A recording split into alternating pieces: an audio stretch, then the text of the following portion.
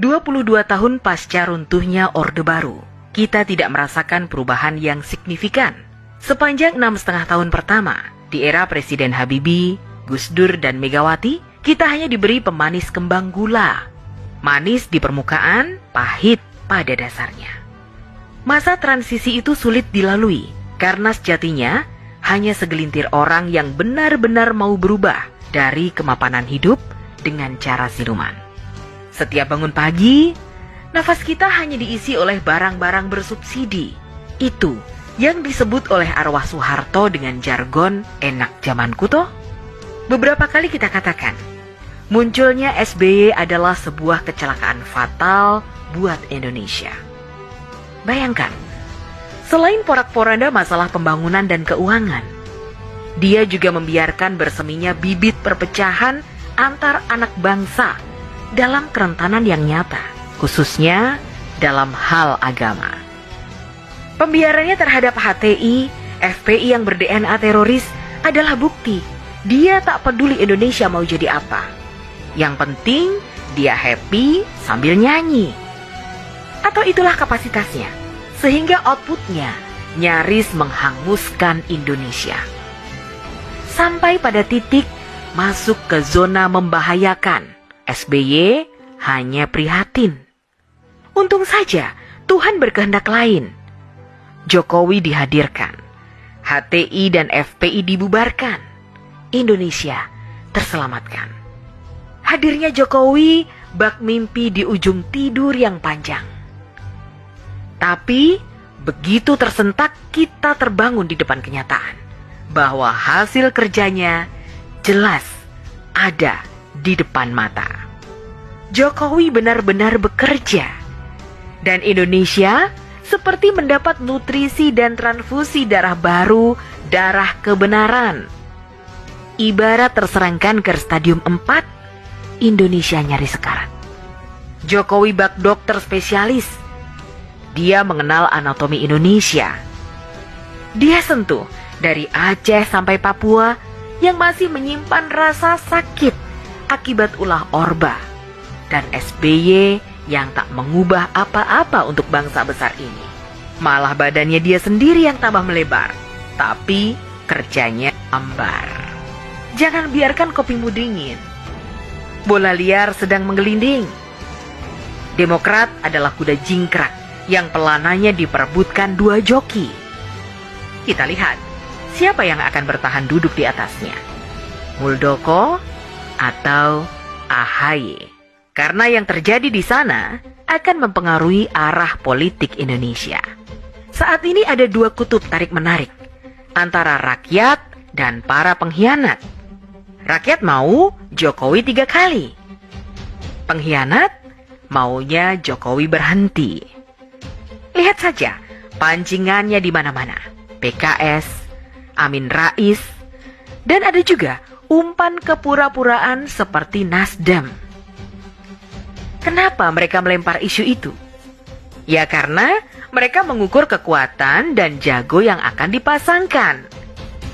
Secara politik, benar bahwa isu 3 periode dilempar oleh mereka sebagai umpan. Mereka berharap ditangkap Jokowi, kemudian di-smash balik. Serangannya bisa bermacam-macam. Bisa dibilang Jokowi tak patuh undang-undang, atau mungkin isu keserakahan kekuasaan yang akan dihembuskan. Bertemunya Nasdem dan Golkar adalah bak CLBK. Cinta lama belum kelar. Kita tahu SP siapa dan Golkar siapa, serta sosok yang mana yang masih bermain di sana. Tentunya yang jelas masih ada JK, politikus tua dan kawakan yang kondisinya sedang dipergunjingkan dengan isu macam-macam ini tidak akan berhenti sebelum mati. Jokowi sudah beberapa kali menolak isu itu. Dia tidak mau. Manusia yang patuh akan kebenaran ini tidak mau melanggar akhlak politik, apalagi memaksakan akhlaknya untuk sebuah kekuasaan. Pertanyaannya, kalau Jokowi tidak mau, walau jelas figurnya masih sangat diperlukan Dan itu bukan asal-asalan, karena rakyatlah yang memintanya. Jadi, Pak Jokowi tidak harus merasa dijerumuskan. Bagaimana kalau kelak hasil kerjanya dihancurkan para buaya yang kelaparan? Karena selama Jokowi memimpin, mereka susah menelan tangkapan yang selama ini mereka santap beramai-ramai.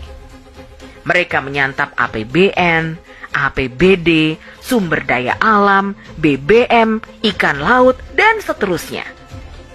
Apa tidak sia-sia jerih payah membangun jatuh bangun selama 10 tahun mau diserahkan ke penyamun yang sudah lama manyun? Bagaimana Jokowi punya perasaan dijerumuskan? Ada 86 juta suara yang memilihnya. Dan saat ini, dengan kepuasan kepemimpinannya, bisa lebih dari 100 juta orang yang pasti mendukungnya, insya Allah.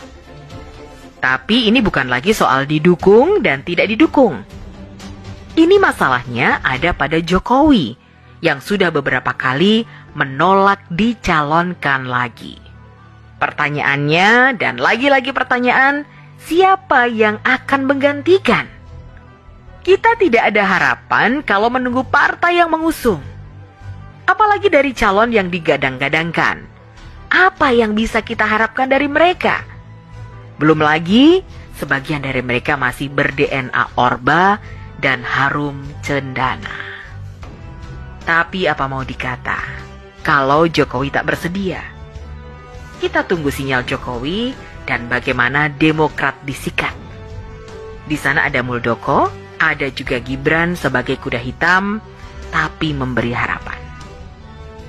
Indonesia di ujung masa transisi. Sayang kalau pondasi yang dibangun ulang Jokowi diestafetkan kepada pencuri. Kita bakal gigit jari dan mereka menari lagi. Duh Gusti, ngeri kami menatap masa depan negeri ini sepeninggal Jokowi. Tapi kami yakin Tuhan akan membuka hatinya agar tak pergi begitu saja sebelum menyiapkan penggantinya. Semoga kesatriaannya terus ada untuk Indonesia.